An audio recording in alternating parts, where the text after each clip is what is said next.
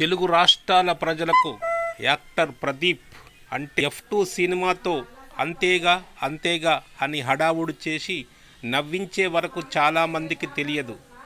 Cinema అంతా ఒకే డైలాగుతో అందరికీ పరిచయం అయ్యాడు. ఇతను ఎవరో కాదు, ముద్దమందారం సినిమాలో హీరోగా, జంధ్యాల దర్శకత్వంలో పూర్ణిమ హీరోయిన్గా 1981లో విడుదలై ఘన విజయాన్ని సాధించింది. ఇందులోని పాటలు ఇప్పటికీ హామ్ చేస్తుంటాము.